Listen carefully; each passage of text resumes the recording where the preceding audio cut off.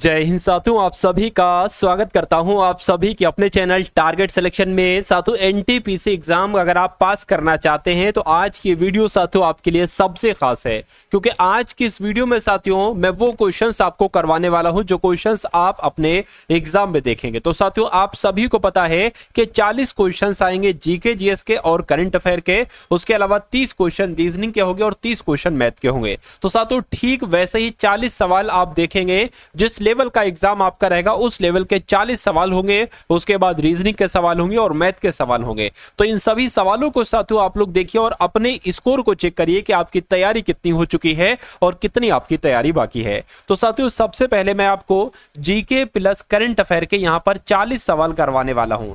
इन 40 सवालों में से आप कोशिश ये करिएगा कि कम से कम 20 सवाल आपके बिल्कुल सही होना चाहिए। तो पहला सवाल है करके सौर मंडल का सबसे चमकीला ग्रह कौन सा है? तो अगर आपका जवाब शुक्र ग्रह है तो मैं कहूंगा बिल्कुल करेक्ट है। उसके बाद देखिए, एलिफेंटा की गुफाएं किस राज्य में स्थित हैं? तो एलिफेंटा की गुफाएं साथियों महाराष्ट्र में स्थित हैं। आंसर आपका बी होगा। भाभा परमाणु अनुसंधान केंद्र कहां पर स्थित है? तो अगर आपका जवाब साथियों ट्रॉम्बे है तो मैं कहूंगा आपका जवाब बिल्कुल सही है। निम्नलिखित में से किसके द्वारा संविधान में संशोधन किया जा सकता है? तो संविधान में संशोधन कौन करता है? संसद करती है, यह आपको ध्यान रखना है। संसद ही संविधान में संशोधन कर सकती है। गोलकुंडा ये कहां पर स्थित है? बीजापुर, मदुरै, मुंबई या विजयनगर? तो मैं कहूंगा गोलकुंडा कहां पर स्थित है साथियों? तो बीजापुर में स्थित है।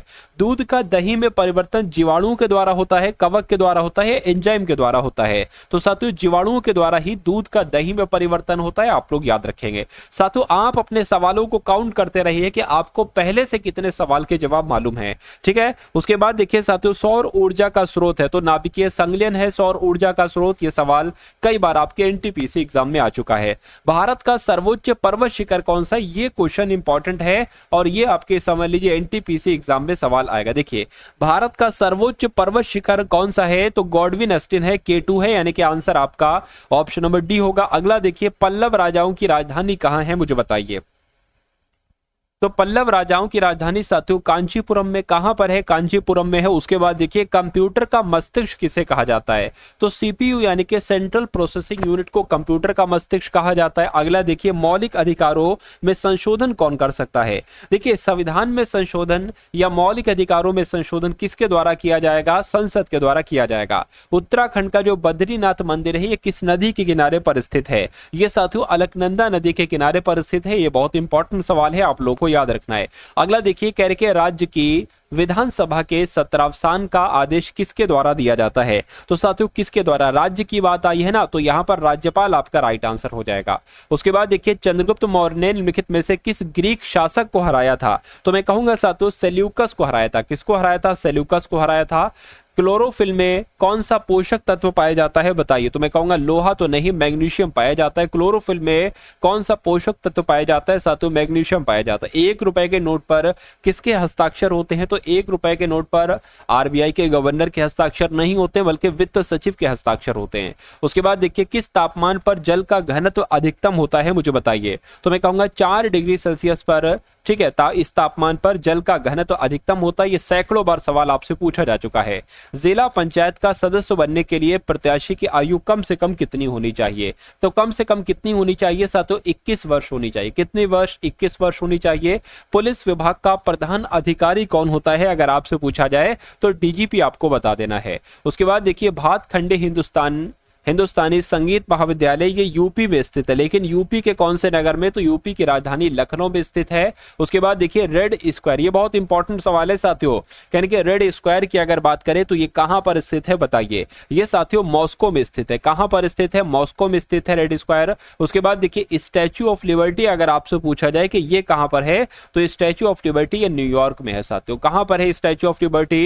ये न्यूयॉर्क में है। आंसर आपको ध्यान रखना है साथियों, जो मैंने आपको बतलाया है। उसके बाद देखिए, 1905 में बंगाल के विभाजन की घोषणा की गई थी। बिल्कुल सही, लेकिन किसके शासनकाल में की गई थी? तो मैं कहूंगा लॉर्ड कर्जन के शासनकाल में की गई थी। राइट आंसर अगर आपका है ऑप्शन नंबर सी के साथ, तो बिल्कुल सही है। भारत में सबसे पहले जनगणना साथियों कब की गई थी? मुझे बताइए। तो सबसे पहले जनगणना कब की गई थी? 1872 में साथियों सबसे पहले जनगणना की गई थी। खट्टे फल में ठीक है, खट्टे फल से कौन सा विटामिन प्राप्त होता है बताइए। तो खट्टे फलों में साथों विटामिन सी होता है, जैसे कि संतरा हो गया, ठीक है, संतरा में विटामिन सी होता है, जैसे कि नींबू हो गया, ठीक है, आंवला हो गया। इन सब में कौन सा विटामिन पाया जाता है, विटामिन सी पाया जाता है। तो आप लोग एनटीपीसी 2025 के एग्जाम को वाकई में क्रैक करना चाहते हैं तो मैं आपको एक बहुत शानदार चीज बता रहा हूं, अगर इसको आपने कर लिया तो पेपर आपका बहुत आराम से क्रैक हो जाएगा। देखिए एनटीपीसी की अगर बात करें, एनटीपीसी का जो तकरीबन 50% पेपर बनेगा वो कहां से बनेगा, वो साथियों प्रीवियस ईयर क्वेश्चंस में से बनेगा। यानी कि डिक्टो एग्जामिनर इतनी मेहनत नहीं करेंगे, नए क्वेश्चंस नहीं निकालेंगे, प्रीवियस ईयर के क्वेश्चंस पेपर निकालेंगे और वहां से डिक्टो क्वेश्चंस ले लेंगे। मैथ के 50%, जीके जीएस के 50% और रीजनिंग के 50%। तो आपको साथियों दिया जा रहा है कंटेंट एनटीपीसी के सॉल्यूशन के साथ, ठीक है, सॉल्यूशन के साथ जितने भी प्रीवियस ईयर हो चुके हैं साथियों सभी का सॉल्यूशन आपको दिया जा रहा है, ठीक है। उसके अलावा आपको सिलेक्शन के लिए तकरीबन 30 से 40% और करना होगा। तो आपके लिए साथियों एनटीपीसी के मॉक टेस्ट बनाए गए हैं। क्या एनटीपीसी के मॉक टेस्ट बनाए गए हैं 100 प्रश्न के, जिसमें 30 प्रश्न रीजनिंग के, 30 प्रश्न मैथ के, 40 प्रश्न GK GS plus current affair के होंगे। तो ये मॉक टेस्ट भी साथियों आप लोग जरूर लगाइए, ठीक है ना। तो ये चीजें आपको दी जा रही हैं, ये चीजें आपको सिर्फ और सिर्फ 249 रुपीज में दी जा रही है। देखिए आपको इस एग्जाम का कंटेंट दिया जा रही है दोनों चीजें, और साथियों आपको आरआरबी ग्रुप डी का कंटेंट भी दिया जा रहा है। आरआरबी ग्रुप डी के अगर आपका साथियों पेपर है तो ग्रुप डी का पेपर, ये भी previous year question paper plus mock test आप ले सकते हो और एनटीपीसी का कंटेंट ले सकते हैं सिर्फ और सिर्फ 249 रुपीज में। तो इसमें आपको एनटीपीसी ग्रुप डी के सेक्शनल टेस्ट मिल जाएंगे, सैंपल पेपर, फुल टेस्ट मिल जाएंगे सॉल्यूशन के साथ, जिसमें आप अपनी रैंक भी देख सकते हो कि कितने बच्चों में से कितनी रैंक आपकी आई है, ठीक है, एक्यूरेसी सब कुछ देख सकते हो। तो साथियों डिस्क्रिप्शन में लिंक है, वहां से जाकर सबसे पहले आप क्या करिएगा, आप हमारी एप्लीकेशन डाउनलोड कर लीजिएगा, वहां से साथियों आप इस चीज को ले सकते हैं। टारगेट सिलेक्शन, ठीक है, ऐप को आप डाउनलोड कर लेना, वहां से 249 वाला जो कोर्स हो ना उसको साथियों परचेज कर लेना। उसके अलावा साथियों आप हमें मैसेज भी कर सकते हैं, ठीक है। इस नंबर पर अगर आप व्हाट्सअप मैसेज करेंगे और कहेंगे मुझे 249 वाला कोर्स चाहिए तो साथियों आपको दे दिया जाएगा, और डिस्क्रिप्शन में लिंक है, वहां से जाकर भी साथियों आप उसको ले सकते हैं, परचेज कर सकते हैं। उसके बाद देखिए शुद्ध सोना कितने कैरेट का होता है। तो शुद्ध सोना अगर कैरेट में आपसे पूछा जाए तो 24 कैरेट में होता है, ये आपको मालूम होना चाहिए। आंसर आपका बी होगा। निम्न में से किसके शासनकाल में स्थायी बंदोबस्त आरंभ किया गया था। तो मैं कहूंगा किसकी बात चल रही है साथियों, लॉर्ड कॉर्नवालिस की बात चल रही है, यानी कि इनका ही शासनकाल में स्थायी बंदोबस्त आरंभ किया गया था। आंसर आपका ऑप्शन नंबर सी होगा। उसके बाद देखिए नोबेल पुरस्कार कुल कितने क्षेत्रों में दिया जाता है, 4 क्षेत्र में, 6 क्षेत्र में, 5 क्षेत्र में या 7 क्षेत्र में। तो जिनका भी आंसर ऑप्शन नंबर बी है मैं कहूंगा बिल्कुल करेक्ट है, क्योंकि नोबेल पुरस्कार तो 6 क्षेत्रों में ही दिया जाता है। उसके बाद देखिए साथियों अगला सवाल करके, किस मुगल शासक के कार्यकाल में चित्रकला अपने चरम उत्कर्ष पर थी। तो मैं कहूंगा साथियों जहांगीर की अगर बात करते हैं तो जहांगीर के समय में जो चित्रकला थी ना ये अपने चरम उत्कर्ष पर थी। उसके बाद देखिए जीएसटी बिल को सबसे पहले पारित करने वाला राज्य कौन सा, मुझे बताइए। तो अगर आपका जवाब साथियों यहां पर क्या है तो मैं कहूंगा आपका जवाब बिल्कुल सही है। तो आपको ध्यान रखना है साथियों असम में जीएसटी बिल को सबसे पहले पारित किया गया था। कहां पर साथियों, असम में, इसलिए जिनका भी आंसर ऑप्शन नंबर डी है तो बिल्कुल करेक्ट है। उसके बाद देखिए अगले नंबर का साथियों सवाल आपकी स्क्रीन पर, इस सवाल को देखिए और मुझे बताइए राइट आंसर क्या होगा। देखिए साथियों अगर आप वाकई में अपने एनटीपीसी एग्जाम को पास करना चाहते हैं तो जो भी साथियों आपको क्लासेस दी जाए इस चैनल पर, किस चैनल पर, टारगेट सिलेक्शन साथियों चैनल पर, आपको जो भी क्लास दी जाए उन सभी क्लासेस को आपको देखना है। जो भी जीके के सवाल, जो भी करंट अफेयर के सवाल, जो भी मैथ के सवाल, जो भी रीजनिंग के सवाल, क्योंकि यही से आपका साथियों पेपर बनेगा। तो इसलिए इस चैनल को आप लोग सब्सक्राइब कर लीजिए अगर आपने सब्सक्राइब ना किया हो, और ये समझ लीजिए जो भी एनटीपीसी की वीडियो आए या जो भी ग्रुप डी की वीडियो आए उसको आपको जरूर देखना है, क्योंकि पेपर आपका उससे बाहर नहीं बनेगा, पेपर आपका वहीं बनेगा। पिछली एग्जाम्स की अगर बात करें जिनका रिजल्ट आ चुका है, बहुत अच्छा रिजल्ट रहा है टारगेट सिलेक्शन के लिए। जो भी स्टूडेंट थे टारगेट सिलेक्शन का, हजारों हजार का सिलेक्शन हुआ है साथियों टारगेट सिलेक्शन से पढ़कर। तो अगर आप अपना सिलेक्शन लेना चाहते हैं इस बार एनटीपीसी में तो विश्वास करिए, विश्वास के साथ क्लास लीजिए, आपका सिलेक्शन आपका हक है। बस मेहनत थोड़ी सी मैं आपको करवाऊंगा और सिलेक्शन आपका हो जाएगा बढ़िया आराम से, ठीक है। तो अगला नंबर साथियों आपका है सिलेक्शन का। देखिए मार्क जुकरबर्ग ने फेसबुक की स्थापना की थी, बिल्कुल ये आप सभी को पता है, लेकिन कब की थी? तो 2004 में की थी। उसके बाद देखिए साथियों अगला सवाल आपकी स्क्रीन पर है, तो अब करंट अफेयर के सवाल आप लोग देख लीजिए। ठीक है, जो भी हाल फिलहाल में 2025 की इंपॉर्टेंट करंट अफेयर के सवाल है वो मैं आपको यहां पर करवा रहा हूं। देखिए, आईसीसी चैंपियंस ट्रॉफी 2025 में भारत और पाकिस्तान के बीच मुकाबला किस स्टेडियम में आयोजित हुआ था? तो मैं कहूंगा दुबई इंटरनेशनल स्टेडियम में आयोजित हुआ था। ये बहुत इंपॉर्टेंट सवाल है। उसके बाद देखिए, आईसीसी चैंपियंस ट्रॉफी 2025 में विजेता टीम को कितनी राशि दी जाएगी? कितनी राशि दी गई थी? तो साथियों कितनी, देखिए ये तो हो गया, मतलब एक तरीके से आप तो दी जा चुकी है ना, तो ये आएगा कितनी राशि दी गई है? तो मैं कहूंगा 20.8 करोड़ राशि दी गई है। उसके बाद देखिए, हाल ही में कहां पहली वाइन उत्पादन इकाई शुरू हुई है? तो कहां पर हुई है साथियों? उत्तराखंड में हुई है। उत्तराखंड में पहली वाइन उत्पादन इकाई शुरू हुई है। अगला देखिए, कह रहे कि किस अंतरिक्ष एजेंसी के पार्कर सोलर प्रोब ने सूर्य के सबसे करीब पहुंचने का प्रयास किया है? तो किसकी बात चल रही है साथियों? नासा की बात चल रही है। नासा ने यह काम किया है। उसके बाद देखिए, कौन 2025 में महिला कबड्डी विश्व कप की मेजबानी करेगा? तो कौन करेगा साथियों? बिहार करेगा। आंसर आपका किस ऑप्शन के साथ जाएगा? ऑप्शन नंबर बी के साथ जाएगा। कह रहे कि आईसीसी ने किस भारतीय खिलाड़ी पर मैच फीस का 20% जुर्माना लगाया है? तो मैं कहूंगा साथियों विराट कोहली इस सवाल का जवाब होगा। अगला सवाल देखिए, एशियन यूथ और जूनियर वेट लिफ्टिंग चैंपियनशिप में मार्टिना देवी मैबाम ने कौन सा पदक जीता है? तो कौन सा पदक जीता है साथियों? रजत पदक जीता है। ये भी सवाल आपसे पूछा जा सकता है। उसके बाद देखिए, अगला सवाल कह रहे कि मनिका जैन को किस देश में भारत का राजदूत नियुक्त किया गया है? तो मैं कहूंगा मालडोवा में। क्या? मनिका जैन को मालडोवा देश में भारत का राजदूत नियुक्त किया गया है। नेक्स्ट नंबर का सवाल है, कह रहे कि हॉकी इंडिया लीग ये कहां पर शुरू हुआ है? तो महाराष्ट्र में, राजस्थान में, ओडिशा में। तो आपको ये ध्यान रखना है कि ओडिशा में इसकी शुरुआत की गई, यानी कि हॉकी इंडिया लीग कहां शुरू हुआ है? तो ओडिशा में शुरू हुआ है। एक और देख लीजिए साथियों सवाल, उसके बाद रीजनिंग के सवाल देखेंगे। 38वें राष्ट्रीय खेलों की मशाल रैली कहां शुरू हुई है? तो कहां शुरू हुई है साथियों? हल्द्वानी में शुरू हुई। आंसर आपका सी होगा। तो अब साथियों आप लोग तैयार हो जाइए। रीजनिंग के सवाल देखिए, आप सभी को पता है कि रीजनिंग के 30 क्वेश्चंस आएंगे। तो यहां पर आप देखिएगा और चेक करिएगा, आप अपना लेवल चेक करिएगा कि इन सवालों में से कितने सवाल आप बिल्कुल सही कर पाते हैं। ठीक है ना? चलिए, तो पहला सवाल है, इसमें आखिर क्या लॉजिक लगाए देखिए। सबसे पहले तो आपको ये प्लेस वैल्यू मालूम होना चाहिए। प्लेस वैल्यू क्या है? जैसे कि ए 1 पर आता है, बी 2 पर आता है, सी 3 पर आता है, वाई की अगर बात करें तो 25 पर आता है, जेड की अगर बात करें तो 26 पर आता है। इससे हम इस सवाल को कर सकते हैं। देखिए, जैसे कि सी 3 पर आता है और ई 5 पर आता है, उसके बाद जी 7 पर आता है, आई 9 पर आता है, के 11 पर आता है, एम 13 पर आता है और ओ 15 पर आता है और क्यू 17 पर आता है। देखिए, ये 3 से 7 हुआ है यानी कि 4 बड़ा है, 7 से 11 हुआ है यानी कि 4 बड़ा है, 11 से 15 हुआ है यानी कि 4 बड़ा है, तो इसमें भी तो 4 बढ़ेगा, 4 बढ़ेगा तो 19 आ जाएगा। 5 से 9 हुआ है, 4 बड़ा है, 9 से 13 4 बड़ा है, 13 से 17 4 बड़ा है, इसमें 4 बढ़ाएंगे तो यहां पर 21 आ जाएगा, यानी कि 19 आता है साथों, एस आता है 19 पर और यू आ जाएगा 21 पर। तो क्या एस यू कहीं ऑप्शन में लिखा हुआ है? बिल्कुल लिखा हुआ है साथों, ऑप्शन नंबर सी में लिखा हुआ है। तो जिनका आंसर मेरे आंसर से पहले था उन सभी का आंसर बिल्कुल करेक्ट था। उसके बाद देखिए साथियों, नेक्स्ट नंबर का सवाल आपके स्क्रीन पर, इस सवाल को देखिए और बताइए सही जवाब क्या हो सकता है। देखिए यहाँ पर 121 है, 253 है, 374 है, 495।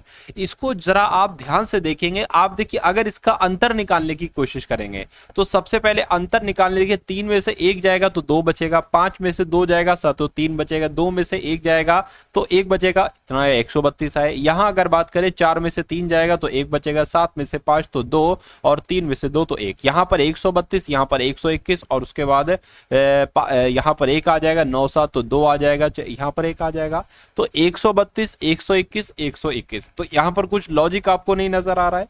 ठीक है, अगर यहां पर भी 121 आता तो हम कह सकते थे हाँ कुछ सही है। ठीक है, चलिए तो इसको हमें क्या करना पड़ेगा? स्किप करना पड़ेगा। अच्छा, यहां पर मुझे एक चीज दिख रही है कि अगर आजू बाजू वाले नंबर को हम जोड़ देते हैं तो हमें ये नंबर मिल जाता है।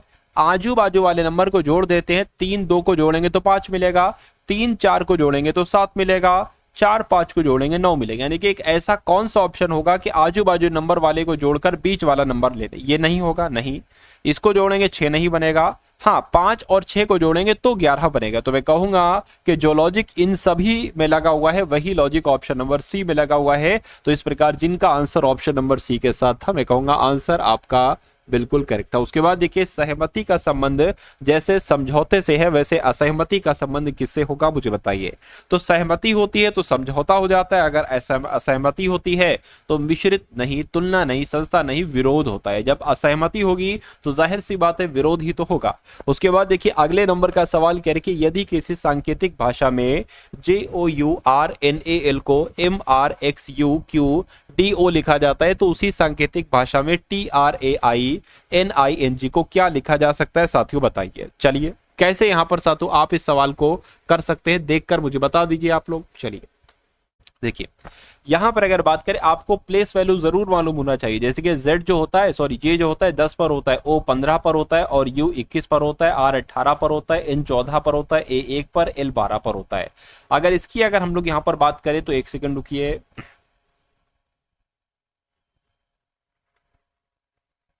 हाँ अब इसको मैं बता देता हूं आपके लिए। देखिए तो इसकी प्लेस वैल्यू लिख लेते हैं साथियों। देखिए M जो होता है वो 13 पर होता है। M की अगर बात करें M साथियों आपका 13 पर होता है, R 18 पर होता है और X आपका साथियों 24 पर होता है और U 21 पर होता है, Q 17 पर होता है, D 4 पर होता है, O 15 पर होता है। अब आपको आखिर ये देखना है कि ये कैसे इससे ये हुआ है। देखिए 10 है, 10 से 13 हुआ यानी कि 3 बड़ा है, 15 से यहाँ पर 18 हुआ यानी कि 3 बड़ा है, 21 से यहाँ पर 24 हुआ है, 18 से 21, 14 से 17, 1 से 4 और 12 से 15 यानी कि सब में साथियों 3 3 3 बढ़ रहा है। तो आप इसमें भी साथियों 3 3 3 बढ़ा दीजिए। देखिए T होता है 20 पर 3 बढ़ाओगे तो U आएगा, ठीक है U आ गया। R 18 पर होता है साथियों, अगर आप 3 बढ़ाओगे तो U आ जाएगा यानी कि W और U। A 1 पर होता है 3 बढ़ाओगे D आ जाएगा। तो WUD कहां पर लिखा हुआ है? WUD एक तो यहां पर नहीं लिखा हुआ है, यहां पर भी नहीं, यहां पर भी नहीं, यानी कि आपका और हमारा आंसर जो होगा वो ऑप्शन नंबर बी के साथ जाएगा। जी में 3 बढ़ाओगे तो जे आएगा। तो कुल मिला के आंसर अगर आपका भी ऑप्शन नंबर बी है तो बिल्कुल करेक्ट है। अगला देखिए कहने के प्लस का मतलब क्या है, माइनस मैं आपको बता देता हूं। प्लस का अर्थ माइनस है और साथियों एक मिनट में आपको यहां पर लिखकर बता देता हूं। जहां पर प्लस देखने को मिले वहां पर माइनस लिख देना, जहां पर माइनस देखने को मिले वहां पर गुणा लिख देना और जहां पर गुणा देखने को मिले वहां पर भाग लिख देना और जहां पर साथियों भाग देखने को मिले ना वहां पर प्लस लिख देना। अब आपको साथियों क्या ये चीज दी गई है साथियों 30 गुणा 5 भाग 5 माइनस 5 प्लस 5, इसको सॉल्व करना है। देखिए जो नंबर्स लिखे हुए ना उनको एक बार लिख लीजिए 30 5 5 5 और साथियों 5। अब यहां पर अगर बात करें अब उसके बाद क्या करेंगे, देखिए गुणा है ना तो गुणा की जगह पर भाग लिखना है तो भाग आ जाएगा, भाग की जगह पर प्लस लिखना है तो प्लस आ जाएगा, माइनस की जगह पर गुणा लिखना है बिल्कुल, प्लस की जगह पर साथियों माइनस लिखना है। तो इसको आपको कैलकुलेट करके बताने आंसर क्या होगा। ठीक है देखिए 5 एकम 5 5 छंग 30 यानी कि इसकी जगह पर 6 आ जाएगा, प्लस 5 गुणा 5 यानी कि 5 पंजे 25 और माइनस 5। तो मैं कहूंगा 6 प्लस 20 कितना हो जाएगा 26 हो जाएगा। और 26 कौन से ऑप्शन में है? ऑप्शन नंबर बी वाले में है। ठीक है ना। चलिए अगला सवाल, ये तो रिपीट हो गया। अगला देखिए आपकी स्क्रीन पर, ये बहुत अच्छा सवाल है साथियों, बहुत शानदार सवाल है। देखिए इसको मैं बड़ा कर देता हूं आपके लिए, आपको अच्छे तरीके से दिख जाए। देखिए यहां पर अगर साथियों हम लोग बात करें कह रहे कि नीचे एक ही पासे के 4 प्रारूपों को दर्शाया गया है, पासे के लाल रंग वाले फलक के विपरीत फलक पर कौन सा होगा मुझे बताइए। लाल का विपरीत आपको बताना है। देखिए एक लाल लिखा हुआ है साथियों यहां पर, ठीक है, एक लाल यहां पर लिखा हुआ है, एक लाल और कहीं लिखा हुआ नहीं लिखा हुआ है, लाल यहां पर है, लाल यहां पर है, ठीक है कोई दिक्कत नहीं है। हरा नीला है। एक काम ये करिए, देखिए अच्छा एक काम साथियों ये करिए, आप एक काम ये करिए साथियों, देखिए यहां पर हरा है और नीला है और यहां पर अगर बात करें यहां पर भी हरा है और नीला है। तो मैं कहूंगा हरा नीला, लाल का विपरीत क्या हो जाएगा? जामुनी हो जाएगा। तो कुल मिला के लाल का विपरीत पूछा गया था, जामुनी आपका आंसर हो जाएगा। कौन से ऑप्शन में है? ऑप्शन नंबर डी वाले में है भाई, बहुत बढ़िया, वेरी गुड। चलिए उसके बाद देखिए अगले नंबर का सवाल कह के सीता को याद है कि वो अपने भाई से शनिवार को मिली थी। ठीक है सीता को याद है कि वो अपने भाई से शनिवार को मिली थी जो कि किसी विशेष माह की 20 तारीख के बाद था। यदि उस माह की पहली तारीख को, यहां पर देखिए पहली तारीख को मंगलवार है, क्या पहली तारीख को क्या बताया गया है, पहली तारीख को मंगलवार बताया गया है। तो सीता किस तारीख को अपने भाई से मिली थी? यहाँ पर एक हिंट दी गई है कि 20 तारीख के बाद, यानी कि शनिवार जो पड़ा है ना वो 20 तारीख के बाद पड़ा है। तो अगर 1 तारीख को मंगलवार पड़ा है तो अगला मंगलवार साथियों 8 तारीख को पड़ेगा, उसके अगला मंगलवार 15 तारीख को पड़ेगा। ये चीज आप लोग याद कर लीजिए कि अगर कोई दिन 1 को पड़ेगा वो दिन 8 को पड़ेगा, अगला वही दिन 15 को पड़ेगा, और अगला वही दिन साथियों क्या 22 को पड़ेगा। तो मैं कहूंगा 20 के बाद शनिवार कब होगा ये आपको बताने। देखिए मंगलवार तो यहां पर हो गया, 23 को क्या हो जाएगा, 23 को वेडनेसडे हो जाएगा, 24 को क्या हो जाएगा, 24 को थर्सडे हो जाएगा, 25 को क्या हो जाएगा, फ्राइडे हो जाएगा, और 26 को क्या हो जाएगा साथियों, सैटरडे हो जाएगा। तो कुल मिला के 20 तारीख के बाद जो शनिवार है ना, ठीक है, वही आपको बताना है। तो मैं कहूंगा 26 तारीख को शनिवार पड़ेगा, तो 26 आपका आंसर हो जाएगा। यानी कि सीता किस तारीख को अपने भाई से मिली थी, तो 26 तारीख को अपने भाई से मिली थी, उस दिन शनिवार था। ठीक है ना, ये बात आपको समझ में आ गई। ऐसे सवाल आपके एग्जाम में पूछे जाएंगे। उसके बाद देखिए साथियों अगले नंबर का सवाल है। देखिए इस टाइप का एक सवाल आता ही आता है एग्जाम में, और बच्चे इस सवाल को गलत करके चले आते हैं या इसका कुछ गलत आंसर लगा के चले जाते हैं, फिर उनका सिलेक्शन साथियों नहीं होता है। 2, 4, 5, 10 नंबर से उनका सिलेक्शन रुक जाता है। तो इस सवाल को साथियों कैसे करेंगे देखकर मुझे बताइए। देखिए ए खाली जगह बी, ए खाली जगह बी, ए खाली जगह बी। देखिए ऐसा अगर इस साथियों सिर्फ 3 लेटर्स हैं यहाँ पर, तो एक एक बार रख कर देख लीजिए। अगर यहाँ पर ऑप्शन नंबर ए वाले को हम चुने तो यहाँ पर बी और ए बी, तो ए आ गया, बी आ गया। कि यहाँ पर कुछ बन रहा है? देखिए A B, B A, B B A, नहीं कुछ बन रहा है। ठीक है, तो ये वाला आंसर नहीं हो सकता। बी वाले को साथ तो ट्राई करिए, बी बी बी। अब यहाँ पर देखिए A B B A B B A B B. देखिए ए बी और बी ए बी और ए बी हो गया, और फिर बी ए हो गया, ए बी हो गया, फिर बी हो। समझ गए ना? तो मैं कहूंगा लॉजिक यहां पर बना है, तो यहां पर बना है, तो यही आपका आंसर हो जाएगा। उसके बाद देखिए अगला सवाल कह रहे कि प्रेरणा सुधीर की बहू और विभोर की भाभी है। तो इस सवाल को बहुत अच्छे तरीके से आप लोग करेंगे। देखिए प्रेरणा जो है ना, ये सुधीर की बहू है। देखिए सुधीर की बहू है, तो सुधीर की बहू है यानी कि सुधीर का कोई बेटा होगा, उस बेटे की कोई पत्नी होगी, उस पत्नी का नाम क्या है? प्रेरणा है, प्रेरणा है। ठीक है, उस पत्नी का नाम क्या है? प्रेरणा है। ठीक है, और विभोर की भाभी है, यानी कि इसका कोई भाई होगा, ठीक है, जिसका नाम क्या होगा? जिसका नाम साथियों विभोर होगा। ठीक है, कोई दिक्कत नहीं है। चलिए उसके बाद अगर यहाँ पर हम लोग बात करें, कहने कि आकाश सुधीर का पुत्र है। सुधीर का पुत्र कौन है? आकाश। देखिए एक तो सुधीर का पुत्र विभोर है, और एक कौन हो जाएगा? आकाश हो जाएगा। यानी कि आकाश की पत्नी है ये प्रेरणा, और आकाश का भाई है विभोर, आकाश का पिता है सुधीर। तो कहने कि आकाश सुधीर का पुत्र है। ठीक है, आकाश सुधीर का पुत्र और विभोर का अकेला भाई है। ठीक है, कोई दिक्कत नहीं। तो कह रहे प्रेरणा और आकाश के बीच का संबंध क्या है?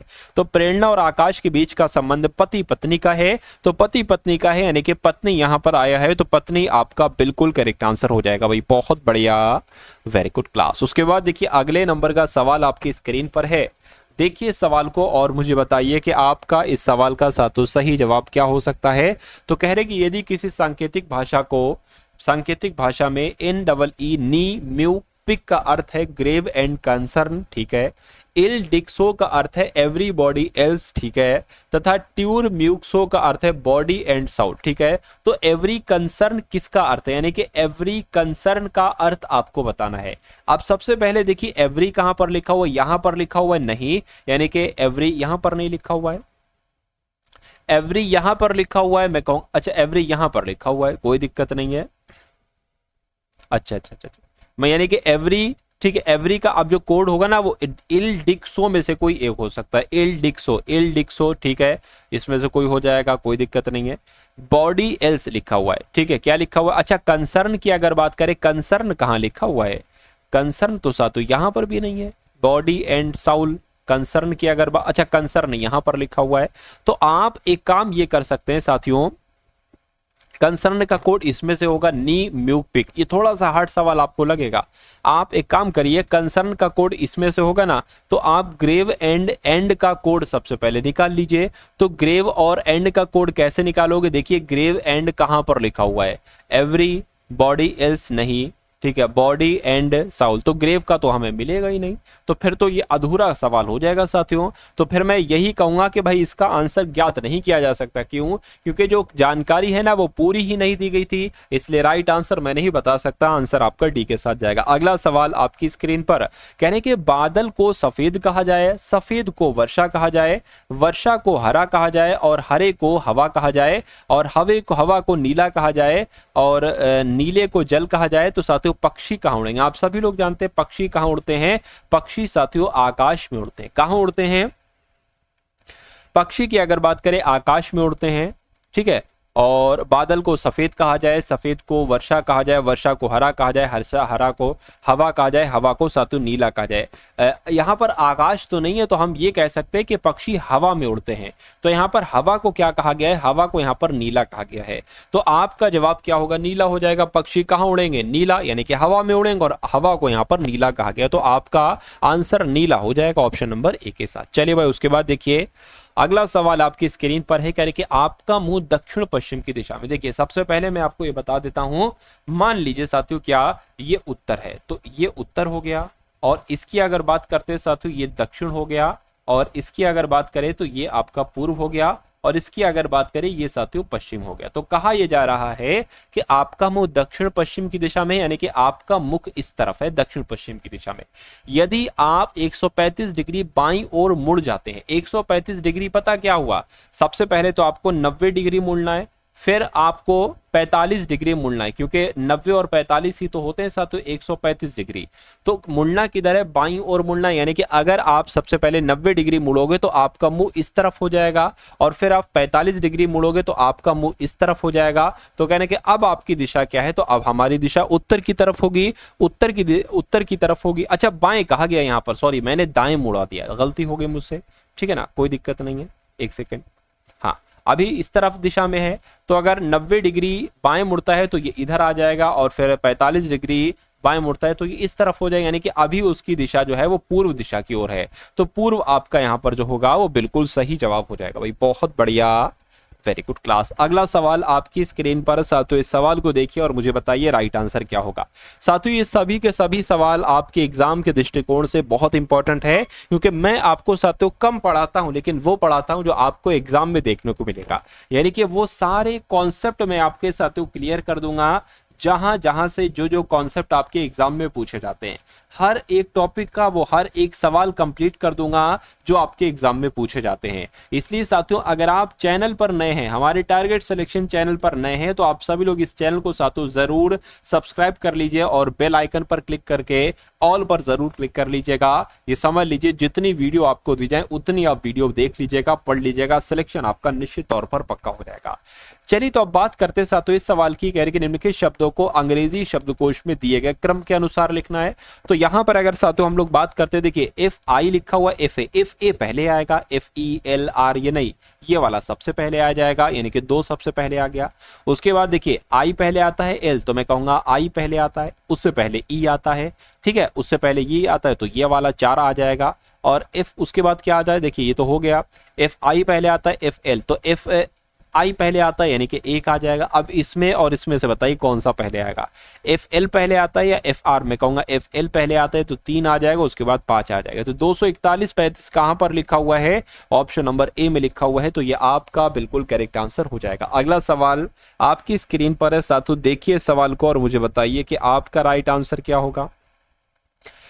कथन और निष्कर्ष वाला सवाल जो है ना, ये साथियों ये तो आता ही आता है, 100% आता है। तो इसको देखिए जरा, करके सभी अमेरिकन अंग्रेजी बोलते हैं, ठीक है, सभी अमेरिकन अंग्रेजी बोलते हैं। तो मान लीजिए साथियों ये क्या हो गए? ये अमेरिकन हो गए, ये अमेरिकन हो गया, और सभी अमेरिकन जो है ना ये अंग्रेजी बोलते हैं, सभी अमेरिकन अंग्रेजी बोलते हैं। कहने के कोई एस्किमो अंग्रेजी नहीं बोलता है, ठीक है, ठीक है। मान लीजिए ये क्या हो गया? ये एस्किमो हो गया, और ये एस्किमो अंग्रेजी नहीं बोलते हैं। निष्कर्ष देखिए और मुझे बताइए कौन सा निष्कर्ष सही है कौन सा गलत करेंगे। कोई एस्किमो अमेरिकन नहीं। जब देखिए कोई एस्किमो अंग्रेजी नहीं बोलेगा तो जाहिर सी बात है कोई एस्किमो अमेरिकन नहीं हो सकता, यह बात बिल्कुल सही है।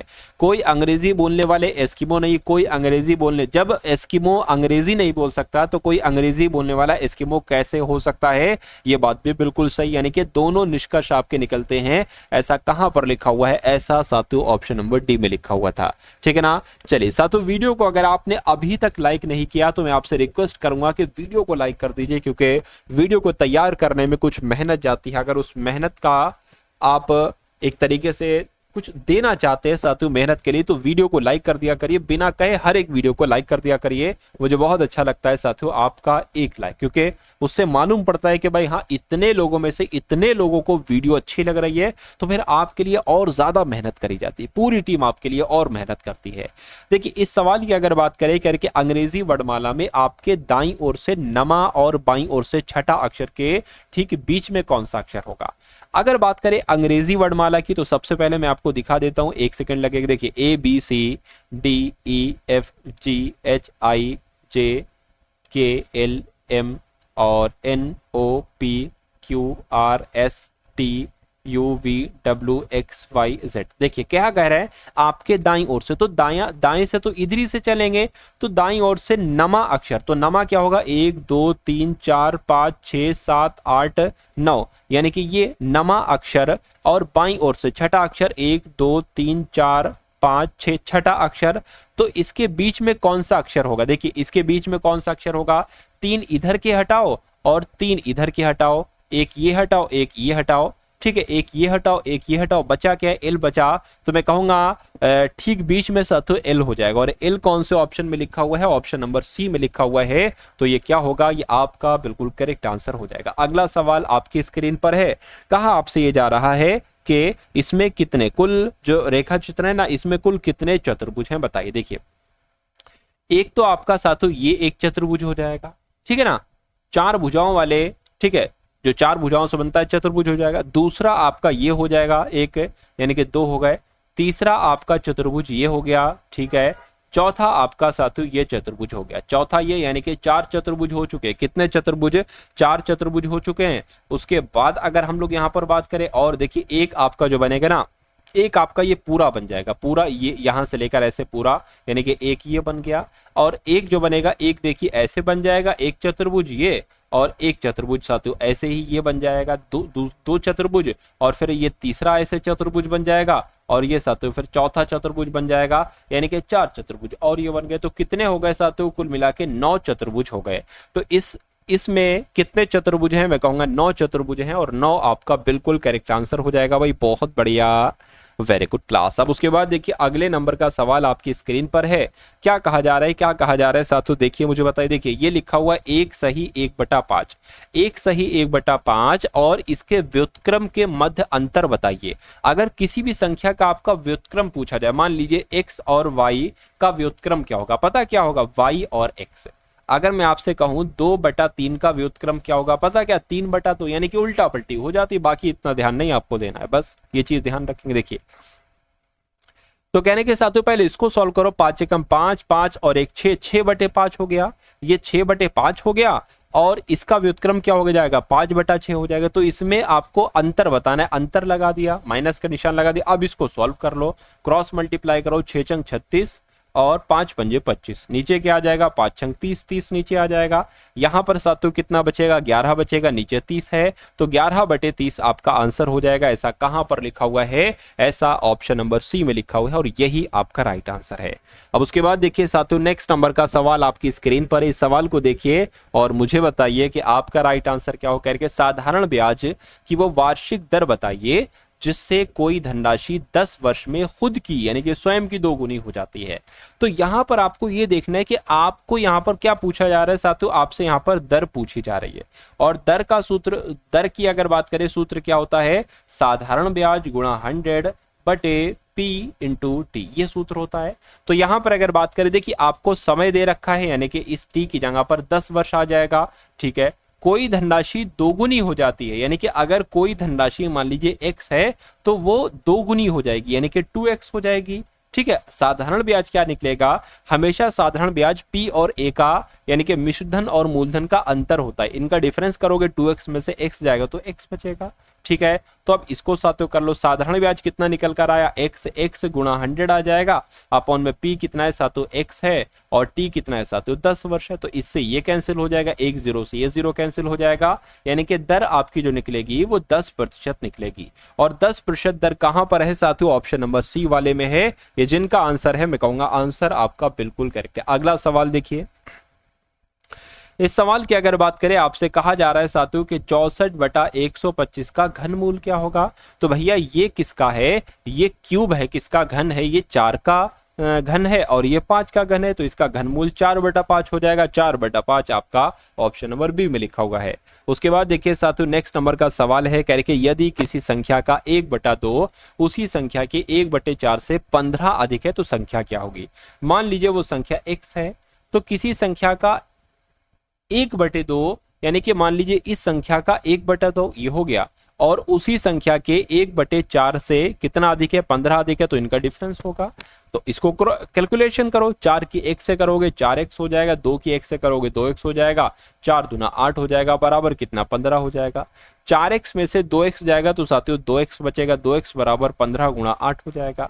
x बराबर कितना हो जाएगा, 15 गुणा 8 हो जाएगा, बटे 2 हो जाएगा, 2 से कैंसिल करोगे 4 आएगा, 15 चौक 60 हो जाएगा, यानी कि x बराबर कितना आ गया, 60 आ गया। तो वो संख्या क्या थी, वो संख्या 60 थी। देखिएगा 60 कहीं ऑप्शन में लिखा हुआ है, मैं कहूंगा बिल्कुल ऑप्शन में लिखा हुआ है, ऑप्शन नंबर सी में लिखा हुआ है, तो जिनका आंसर यहाँ पर है ऑप्शन नंबर सी, तो बिल्कुल करेक्ट है। उसके बाद देखिए अगले नंबर का सवाल है, कह रहे कि एक परिवार के 4 सदस्यों की आयु कितनी है, 10 वर्ष है। अच्छा 4 सदस्य हैं, पहले की आयु 10 वर्ष है, दूसरे की आयु 14 वर्ष, तीसरे की 34 वर्ष, 36 वर्ष है। तो करके परिवार की औसत आयु क्या है। देखिए औसत कुछ भी चीज हो, अगर औसत आपसे पूछ ली जाए साथियों, तो आपको क्या करना है, औसत आयु बराबर यहाँ पर क्या होगा, चारों की आयु का योग हो जाएगा, क्या सभी की, चारों की आयु का योग हो जाएगा, और उसके अलावा बटे में क्या आ जाएगा साथियों, संख्या आ जाएगी। कितनी संख्या है, मतलब कितने लोग हैं, 4 लोग हैं, तो अगर इनको हम टोटल करें साथियों 10 24 हो जाएगा, 24 और 34 कितना हो जाएगा साथियों, ठीक है 24 और 4 28 हो जाएगा, 28 और 30 कितना हो जाएगा, 28 और 30 और साथियों 36, यहाँ पर कितना हो जाएगा 14 हो गया, और ये साथियों कितना हो जाएगा 94 कुल मिला के हो गया, यानी कि 94 बटे यहाँ पर क्या आ जाएगा 4 आ जाएगा। इसको कैलकुलेट करें, 4 दूना 8 हो जाएगा, 4 तीन 12 हो जाएगा, 23 पॉइंट करके कुछ आएगा, और 23 पॉइंट करके कहां पर लिखा हुआ है, ऑप्शन नंबर सी में लिखा हुआ है।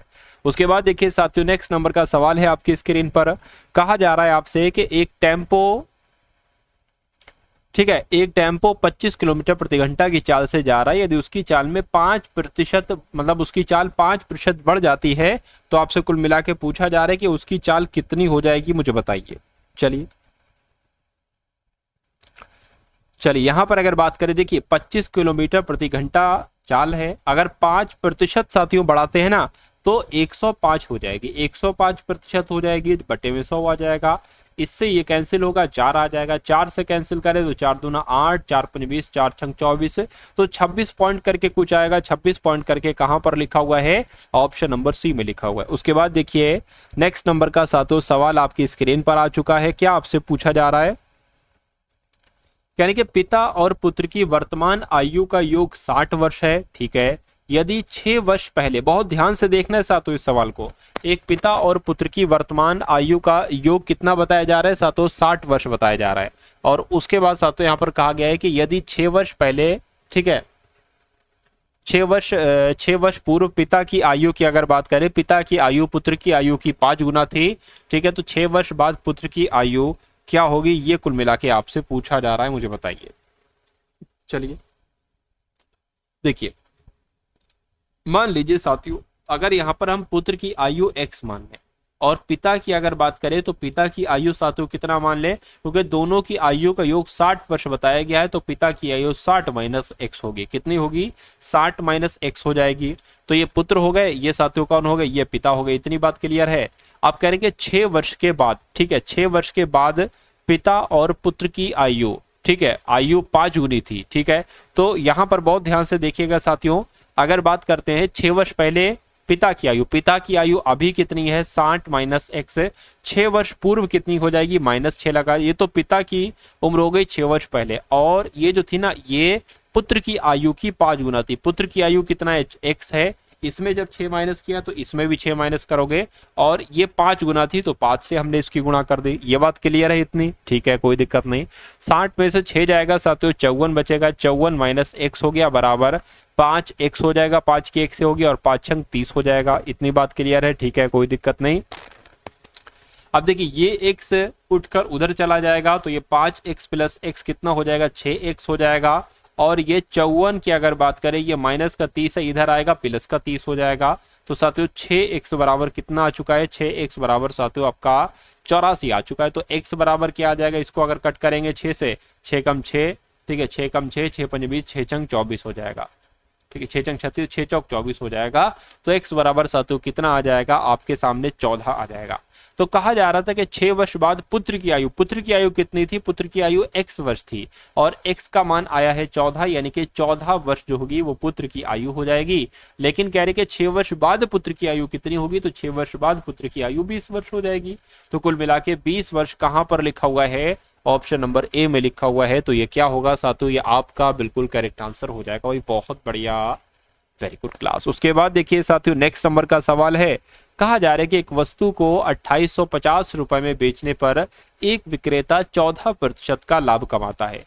यदि यह लाभ 8% यानी कि 14% का ना होकर लाभ 8% का हुआ होता तो वस्तु का विक्रय मूल्य क्या होता, मुझे बताइए। देखिए 14% का लाभ हो रहा है, यानी कि वस्तु 114% में बेची गई है, तो वस्तु जाकर बिकी है 2850 रुपए की। अब 2850 अगर बटे में हम 114 लिख दे तो ये 1% की वैल्यू यहां पर बन जाएगी। लेकिन हमें लगाना है 8% के लाभ से बेचा जा रहा है, तो 108% की वैल्यू हमें चाहिए, तो इसकी भी हम गुणा 108 से कर देंगे। अब इसको कैलकुलेट कर लीजिए, आपका आंसर निकल 2 से कट करे 2 पंजे 10, 2 सते 14 हो जाएगा, 2 पंजे और 2 चौक आ जाएगा, ठीक है। 3 से कट हो रहा है, देखिए जरा, हाँ 3 से हो रहा है, 3 कम 3, 3 नीम 27 हो जाएगा, 3 नीम 27 हो जाएगा, 3 पंजे 15 इतना आ चुका है। 19 से कम 19, 19 पंजे 95 हो गया। तो 50 की गुणा 54 से कर दीजिए, आंसर आपका आपके सामने आ जाएगा, ठीक है। 50 गुणा 54 से कर देते हैं, 5 चौक आपका 20 और 5 पंजे 25, यानी कि 27, 1 0 लग जाएगा। 2700 वस्तु का विक्रय मूल्य होगा, यानी कि एक वस्तु का 2850 रुपए में बेचने पर एक विक्रेता को 14% का लाभ होता है, और अगर वो 14% लाभ ना लेकर 8% का लाभ ले तो वस्तु को 2700 रुपए में बेचना होगा, यानी कि आंसर जिनका है ऑप्शन नंबर बी के साथ बिल्कुल करेक्ट है। अगला सवाल आपकी स्क्रीन पर है, करेंगे एक दुकानदार ने कोई स्कूल बैग 891 रुपए में बेचकर लागत का 1/10 लाभ कमाया, ठीक है। लागत का 1/10 लाभ कमाया, उसके बैग का लागत मूल्य क्या है।